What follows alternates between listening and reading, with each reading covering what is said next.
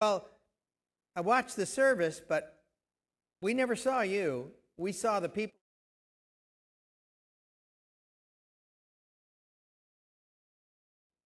Good evening. We're trying this again. My name is Keith Brandt. I'm the pastor of the Monroe Street Christian Church in Los Angeles, California. Welcome. This is our Wednesday evening Bible study and prayer meeting. We are going to be resuming our study in the book of Daniel from the collection of study books from the Smart Guide to the Bible series. And this particular book of Daniel was prepared by Damon R. Duck and Larry Richards, Ph.D. So we're continuing. We only have 2 more chapters to go. So tonight we're starting in the 11th chapter. And usually I go back to where we were before, but I'm not doing that tonight. And no more applause, please. And but what I want to do is just read it straight through from the first verse to the end of chapter 11. And then we'll go back and do the study part. But I think it's important for us to get the total picture. Daniel chapter 11, verse 1. Also in the first year of Darius the Mede, even I, stood up to confirm and strengthen him. And now I will tell you the truth. Now, I don't think we're to understand that he never did tell him the truth before, but he's just saying that. I will tell you the truth. Behold, 3 more kings will arise in Persia. This is the angel speaking to Daniel. And the 4th shall be far richer than them all. By his strength, through his riches, he shall stir up all against the realm of Greece. Then a mighty king shall arise who shall rule with great dominion and do according to his will. And when he has arisen, his kingdom shall be broken up and divided toward the 4 winds of heaven, but not among his posterity, nor according to his dominion with which he ruled, for his kingdom shall be uprooted even for others besides these. Verse 5. Also the king of the south shall become strong, as well as one of his princes, and he shall gain power over him and have dominion. His dominion shall be a great dominion. And at the end of some years they shall join forces, for the daughter of the king of the south shall go to the king of the north to make an agreement. But she shall not retain the power of her authority, and neither he nor his authority shall stand. But she shall be given up with those who brought her, and with him who begot her, and with him who strengthened her in those times. But from a branch of her roots one shall arise in his place, who shall come with an army, enter the fortress of the king of the north, and deal with them and prevail. And he shall also carry their he shall also carry their gods captive to Egypt, with their princes and their precious articles of silver and gold, and he shall continue more years than the king of the north. Also the king of the north shall come to the kingdom of the king of the south, but shall return to his own land. However, his sons shall stir up strife and assemble a multitude of great forces, and one shall certainly come and overwhelm and pass through. Then he shall return to his fortress and stir up strife. And the king of the south shall be moved with rage, and go out and fight with him, with the king of the north, who shall muster a great multitude, but the multitude shall be given into the hand of the enemy. When he has taken away the multitude, his heart will be lifted up, and he will cast down tens of thousands, but he will not prevail. For the king of the north will return and muster a multitude greater than the former, and shall certainly come at the end of some years with a great army and much equipment. Now in those times many shall rise up against the king of the south, also violent men of your people, shall exalt themselves in fulfillment of the vision, but they shall fall. So the king of the north shall come and build a siege mound, and take a fortified city, and the forces of the south shall not withstand him. Even his choice troops shall have no strength to resist. But he who comes against him shall do according to his own will, and no one shall stand against him. He shall stand in the glorious land with destruction in his power. He shall also set his face to enter with the strength of his whole kingdom, and upright ones with him. Thus shall he do, and he shall give him the daughter of women to destroy it, but she shall not stand with him, or be with him, or before him. After this he shall turn his face to the coastlands, and shall take many, but the rulers shall bring a reproach against them to an end, and with the reproach removed he shall turn back on them. Then he shall turn his face toward the fortress of his own land, but he shall stumble and fall and not be found. There shall arise in his place one who imposes taxes on the glorious kingdom, but within a few days he shall be destroyed, but not in anger or in battle. And in his place shall arise a vile person, to whom they will not give the honor of royalty, but he shall come in peaceably and seize the kingdom by intrigue. With the force of a flood they shall be swept away from before him and be broken, and also the prince of the covenant. And after the league is made with him, he shall act deceitfully, for he shall come up and become strong with a small number of people. He shall enter peaceably, even into the richest places of the province. He shall do what his fathers have not done, nor his forefathers. He shall disperse among them the plunder, spoil, and riches, and he shall devise his plans against the strongholds, but only for a time. He shall stir up his power and his courage against the king of the south with a great army. And the king of the south shall be stirred up to battle with a very great and mighty army, but he shall not stand, for they shall devise plans against him. Yes, those who eat of the portion of his delicacies shall destroy him. His army shall be swept away, and many shall fall down slain. Both these kings' hearts shall be bent on evil, and they shall speak lies at the same table. But it shall not prosper, for the end will still be at the appointed time. While returning to his land with great riches, his heart shall be moved against the holy covenant. So he shall do damage and return to his own land. At the appointed time, he shall return and go toward the south, but it shall not be like the former or the latter. For ships from Cyprus shall come against him. Therefore he shall be grieved and return in rage against the holy covenant and do damage. So he shall return and show regard for those who forsake the holy covenant. And forces shall be mustered by him, and they shall defile the sanctuary fortress. Then they shall take away the daily sacrifices and place there the abomination of desolation. Those who do wickedly against the covenant he shall corrupt with flattery, but the people who know their God shall be strong. Hallelujah. And carry out great exploits. And those of the people who understand shall instruct many. Yet for many days they shall fall by sword and flame, by captivity and plundering.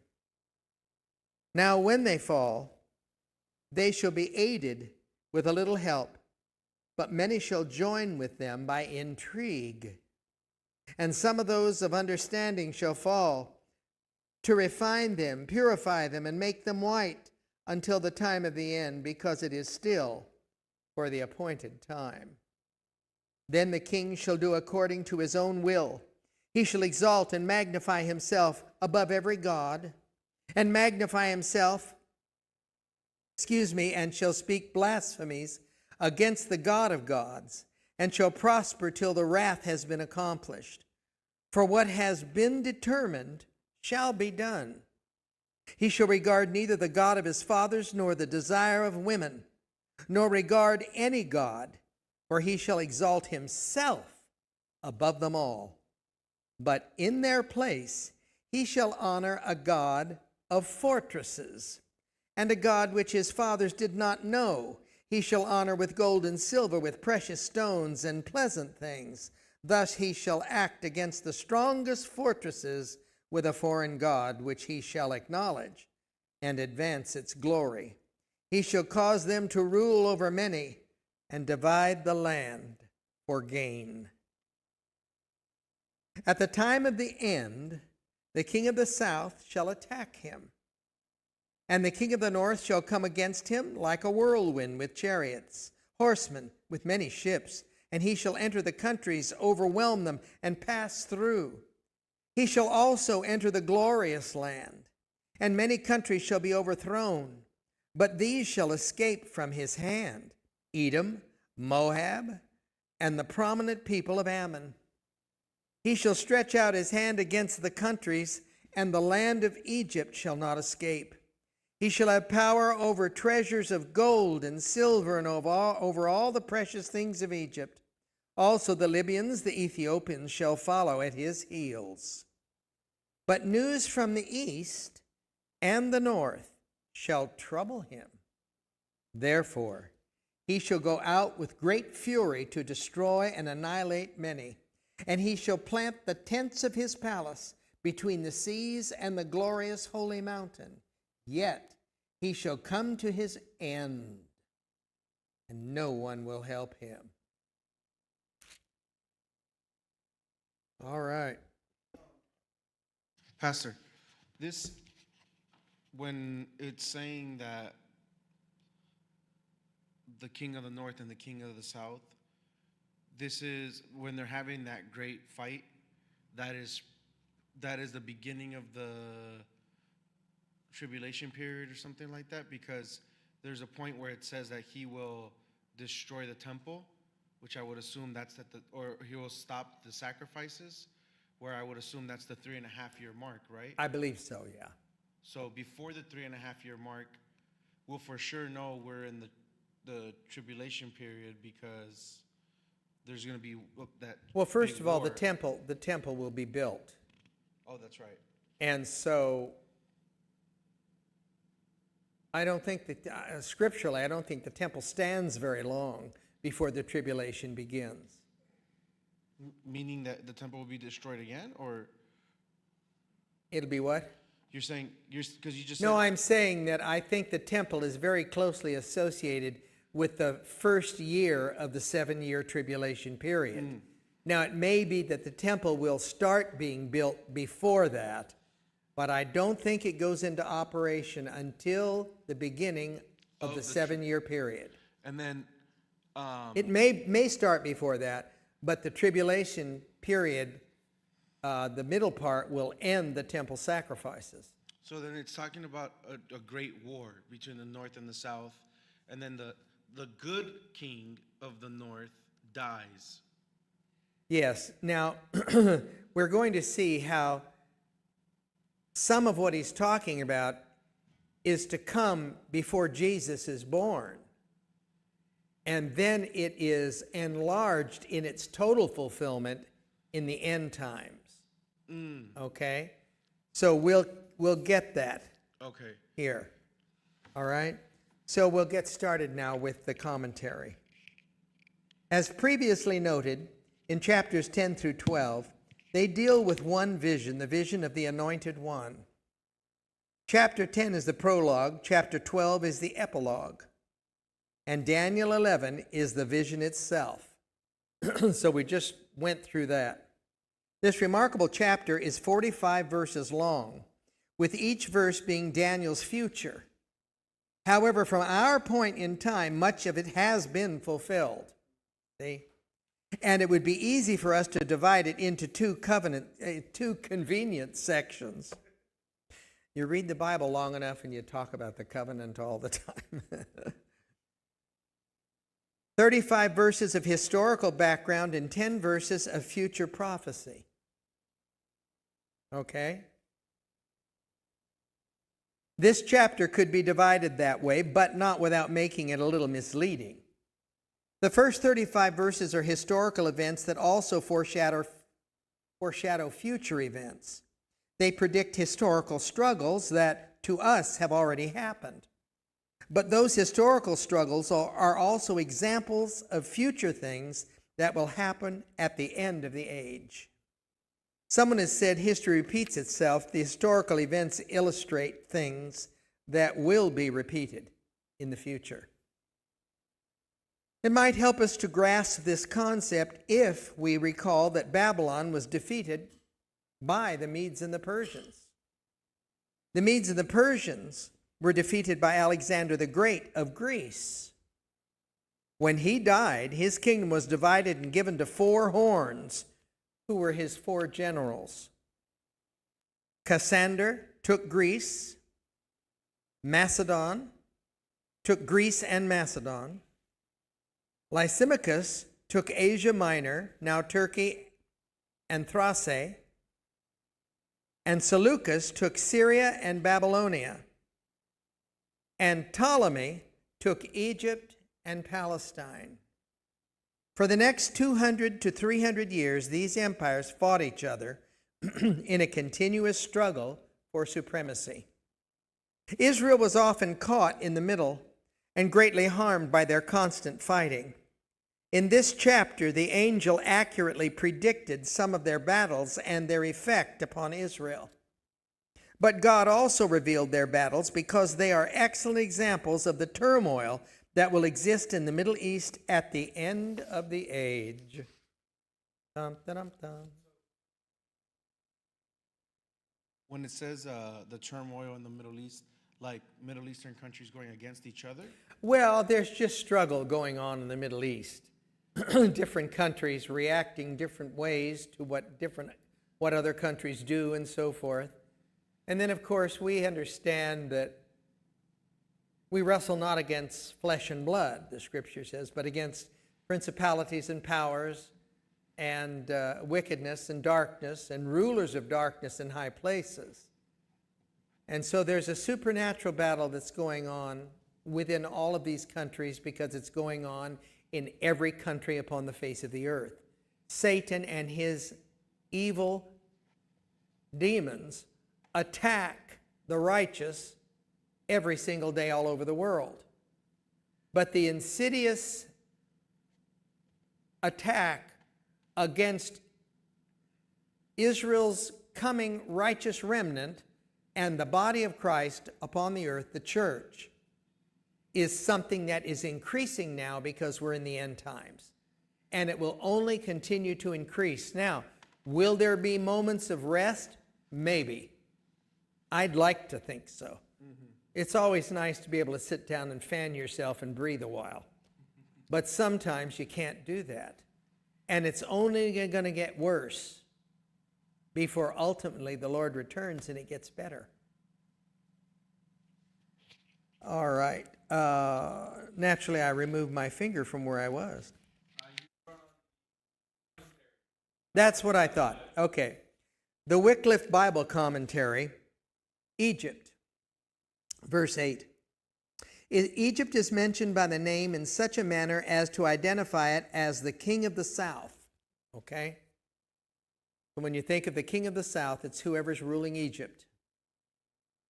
But Syria, actually much larger than Syria at that time, and unrelated historically to the Old Testament kingdom of that name, is left unnamed. This appears to be because Egypt had long been known as a kingdom in Daniel's time. But the kingdom of the Seleucids was not yet in existence. If Daniel had been written in the 2nd century, as some critics say, the kingdom of Syria would most certainly have been named. But because it didn't exist yet, it wasn't named, because this is written by Daniel and not someone after him. And so when in chapter 11 or verse 8, when it mentions Egypt, that is prehistorical, right? Like, so it's already happened. Well, at Daniel's time. Yeah. That's what he's talking about. And it's future when Daniel's hearing about it. But some of it will begin while he's still alive. But he will die pretty much before all of this really takes shape.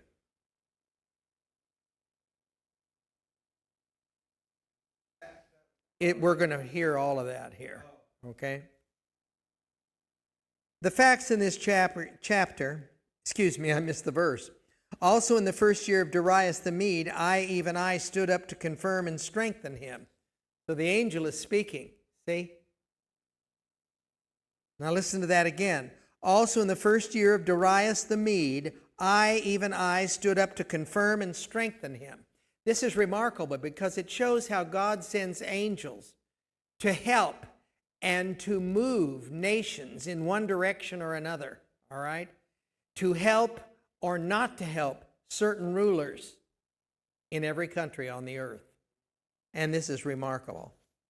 The facts in this chapter are so accurate, the critics claim it couldn't possibly have been written by Daniel. They emphatically declare that it would be humanly impossible for him to predict these things before they happen. Well, I agree with them to that degree. It is humanly impossible. But God gives him the information. You know. Right. This is a big reason behind their argument that Daniel was written 200 to 300 years later than it claims, and a good reason why we need to identify the speaker in this verse.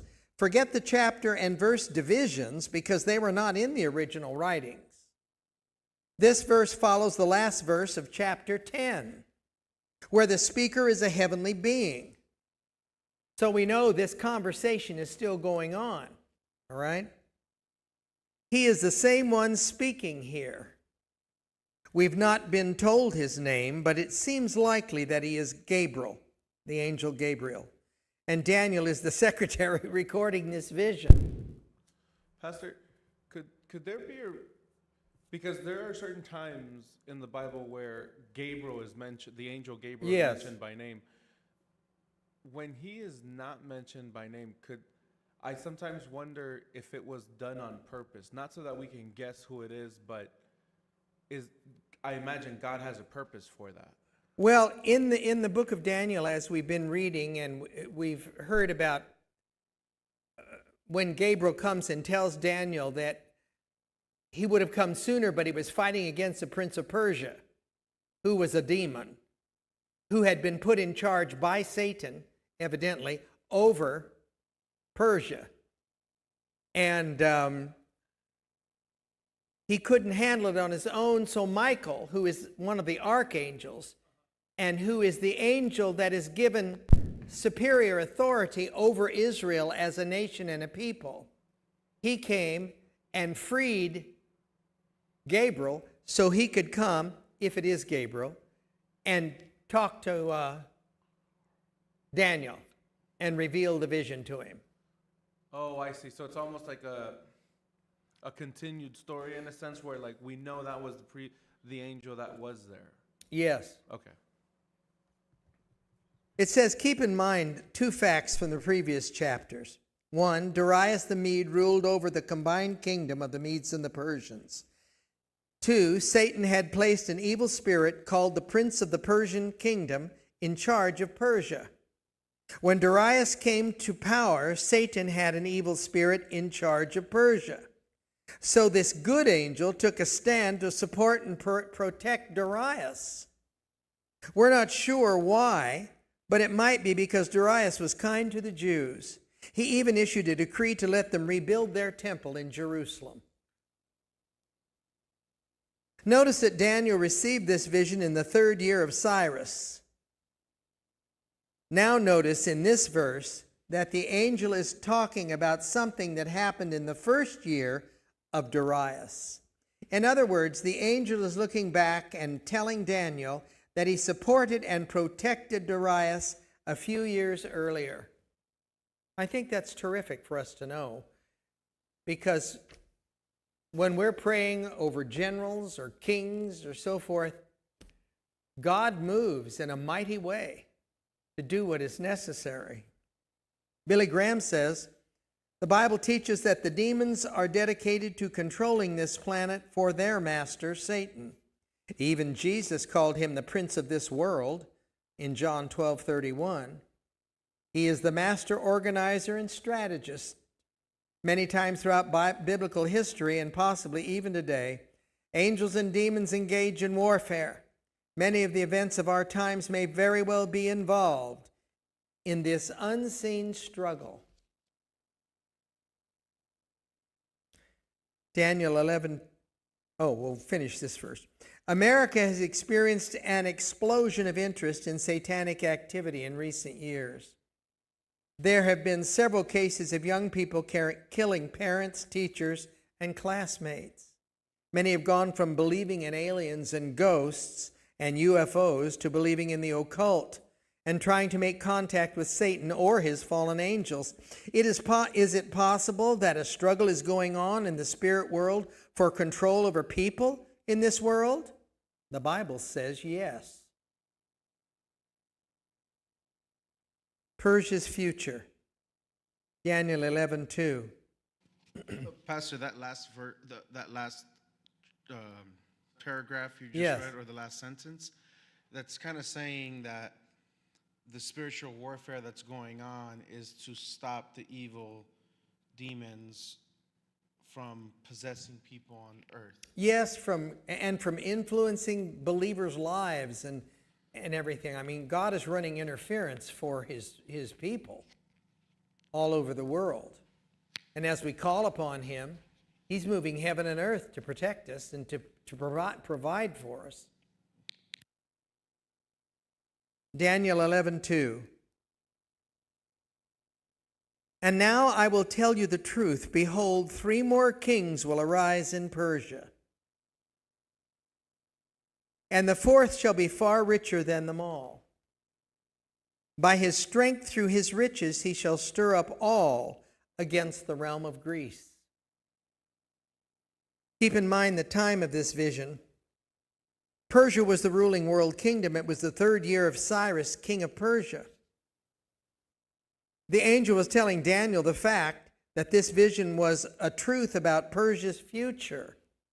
Following Cyrus, 4 more kings would reign in Persia. The 4th king, a man named of Xerxes, would be richer than all the others. He would use his great wealth to gain power, build a great army, and stir up his people against the Greeks. Xerxes attacked the Greeks, had some initial successes, and took some slaves, and did a lot of damage, but he eventually suffered a terrible defeat. Daniel 11:3 speaks of Greece's future.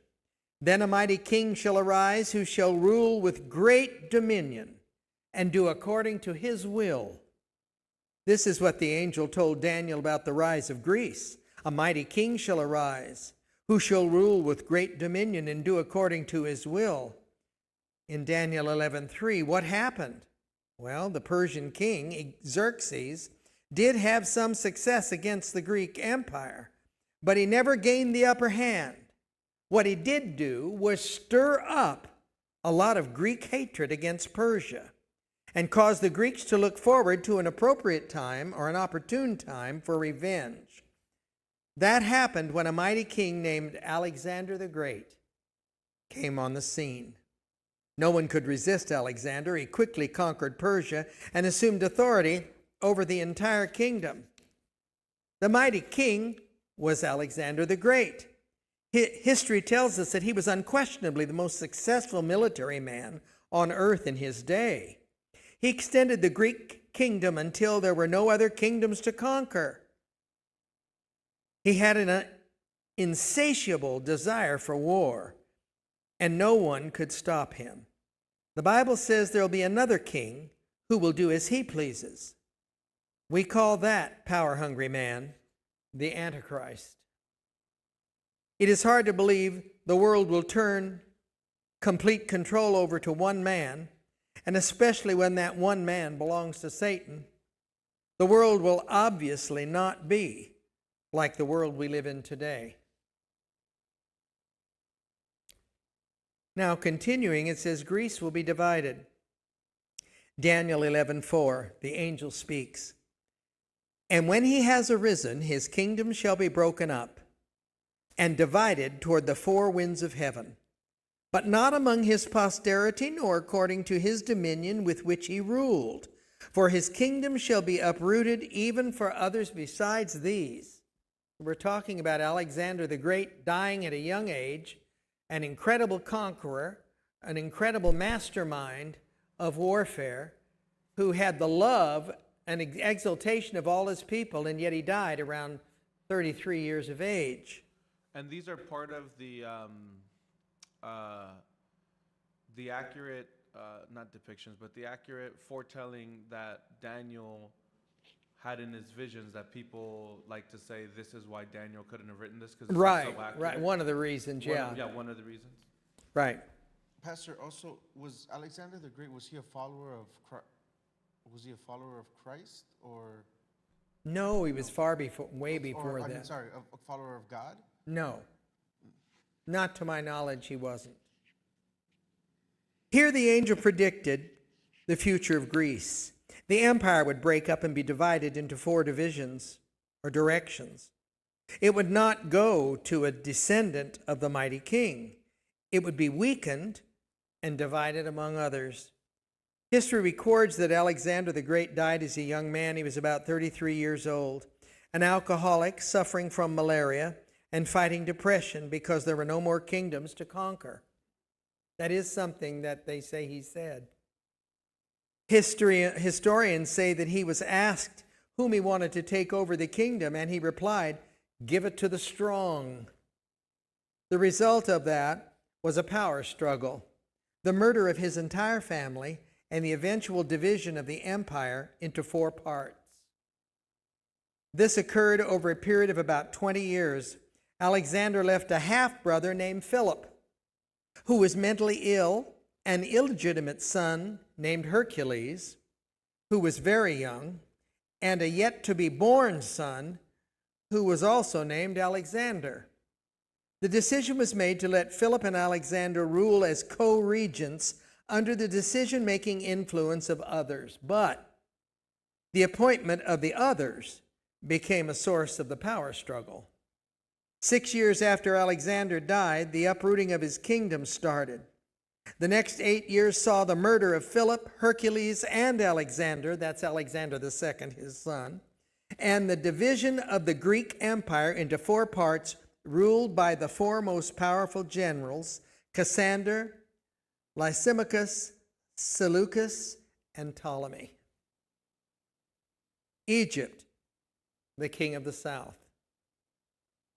Daniel 11:5, the angel speaking. Also the king of the south shall become strong, as well as one of his princes, and he shall gain power over him and have dominion. His dominion shall be a great dominion. The angel narrowed his prophecy down to 2 of 4 kingdoms that would come into existence following the division of the Greek Empire. The kingdom to the south of Israel would become strong. The commander from that kingdom would become even stronger, and he would rule his own kingdom. History records that one of the 4 generals under Alexander the Great was a man named Ptolemy. He acquired Egypt and Palestine when the kingdom was divided. Egypt soon rose to prominence, and Ptolemy became rich and powerful. One of these other 3 generals, Seleucus, acquired Syria, but he had problems ruling and once had to flee for his life. He went to Egypt, where his old friend Ptolemy ruled. Ptolemy took him in, gave him a high position in Egypt, and provided money and assistance to Seleucus. So Seleucus was soon able to go back and retake the Syrian kingdom. This time he was so successful that he soon became stronger than Ptolemy. When the Bible mentions a direction such as north or south, that direction is always in relation to the land of Israel. To the king of the north, The king of the north will always refer to a power north of Israel. The king of the south will always refer to a power south of Israel. Ptolemy and Seleucus were generals who took over 2 parts of Alexander's empire. As the first rulers in their empires, they established dynasties that would rule for years to come. There were several kings named Ptolemy. Cleopatra was from that dynasty, who ruled Egypt over the next 300 years, and several kings named Seleucus who ruled in Syria over the next 250 years. You know, just to read those numbers alone, when we think that we're just getting ready to celebrate our 250th anniversary as a nation. I mean, our ancestors were here on the property longer, but we became a nation. It will be, on July 4th, will be 250 years. And, you know, growing up here in our short lifespans compared to that, I mean, it seems like a much longer time when you're thinking about how we view 250 years, you know. Yeah, those are the 2 different dynasties. Also, in the book of the Maccabees, which is part of the apocryphal literature of the Bible, and some of it is very important, and it also tells about what some of this eventuates in, comes to be. The discussion in this verse refers to Ptolemy I and Seleucus I. They were the founders of 2 ruling families or empires, often referred to as the Ptolemies and the Seleucids. Some may not find these historic events interesting, but it will soon become apparent that the angel was taking Daniel down through the history of a coming Seleucid king named Antiochus Epiphanes. And you do read about that in Maccabees. And on to the time of the end, and a man Christians will call the Antichrist. Some say he will be a Syrian. We have come from 4 kings to 2 kings now, and will go to 1 king. Notice the following chart. Ptolemy I was also called Soter, from 323 to 285. Pardon me? Oh, the title is what I skipped. That's all right. The king of the south, the Ptolemies of Egypt. Ptolemy, or Soter, was from 323 to 285. And at the same time, Seleucus I, Nicator was his other name, was from 312 to 280. Ptolemy II, also called Philadelphus, was from 285 to 246. And then Antiochus I, or Soter, in the Seleucid kingdom, from 280 to 261, and Antiochus II, also known as Theos, from 261 to 246. It appears that they might have, one rules right after the other in that same time frame where Ptolemy II was ruling in Egypt.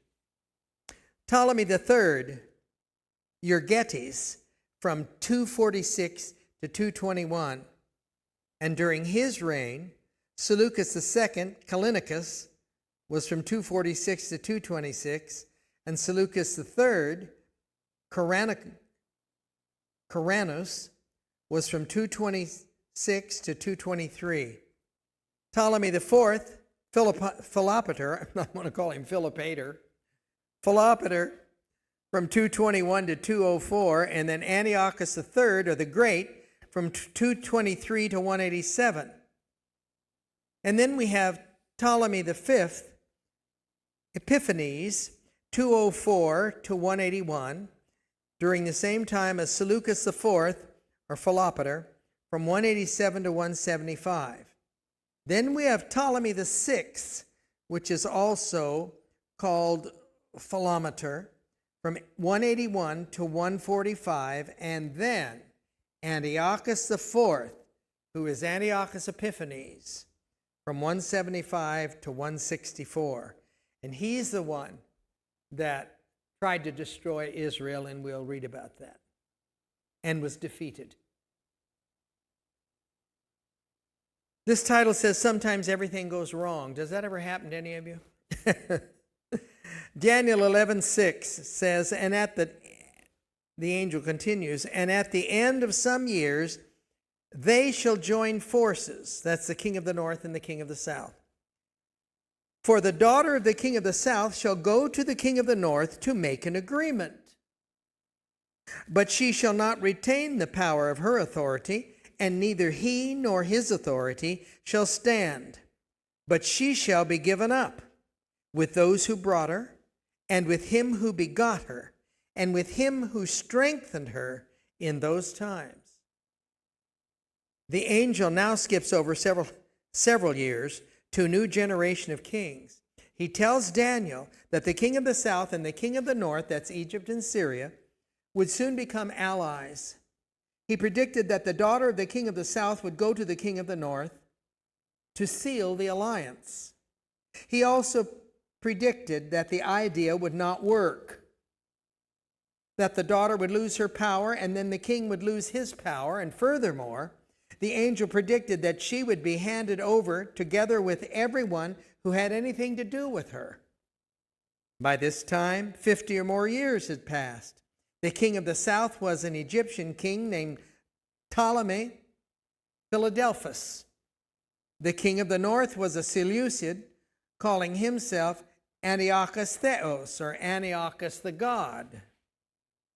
The two kingdoms were having trouble getting along, and these two kings wanted to change things. They thought it would be wise to forge an alliance. So Ptolemy Philadelphus offered to let his daughter Bernice marry Antiochus Theos. There was just one problem. Antiochus Theos was already married.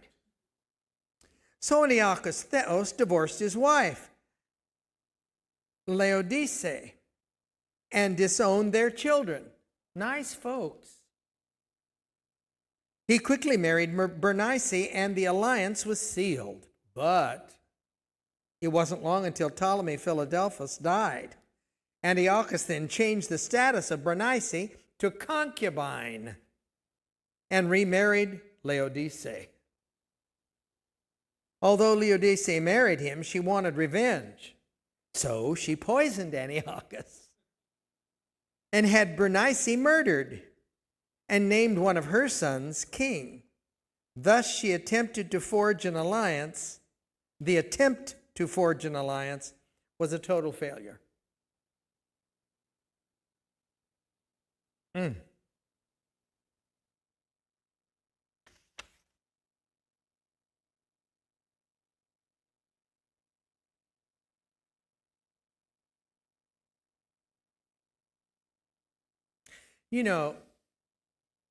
Actually what we're reading is just history, even though it's being foretold by an angel. And sometimes that doesn't seem as interesting or as personally meaningful. But this all helps us see the background and how what follows after this chapter takes place. And it's important that we know what this is. It's not the most interesting thing, really, to listen to in some ways, but it's very important. I could imagine in those times, because they already had, since it was prophesied by Daniel, I can imagine as people were seeing it happen and they saw the alliance with Bernice, they were like, see, he was wrong. There's an alliance. And then comes the divorce. And it's just like, oh my goodness. It's like watching All My Children on a bad day. It's like, I guess this is TV before TV. This was the soap opera that was written in the Boy, sense. this is something. War between the south and the north. We're just going to go a little farther. Daniel 11:7. But from a branch of her roots one shall arise in his place, who shall come with an army after the fortress of the king of the north, and deal with them and prevail. As the angel continued the prophecy, he told Daniel that one from the daughter Bernice, her family, would arise to take her place. He said this relative would attack the king of the north, enter into his stronghold, and win the battle. When Ptolemy Philadelphus died, his son Ptolemy Euergetes assumed the throne in Egypt. He was the brother of Bernice and was angry over what happened to his sister. Revenge was one of his first acts. He gathered a large army and attacked the fortress of Seleucia, where Laodice was. He won the battle, captured Laodice, and put her to death. It's crazy. God tells us to love our enemies, but revenge is just the opposite. It's something God hates and has even been known to make him angry. Some say revenge is sweet, but it's unlikely that Laodice would say that.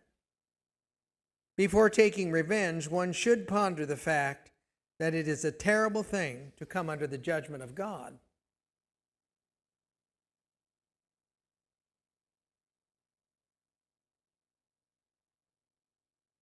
I think we'll stop here. And we'll pick up next week where it says helpless gods. And that's a very apt title, because these people who are doing all these wretched things are idol worshipers. And in many cases, through false teaching and such, they pray to these false gods and expect help. And it never comes. So it's something to realize that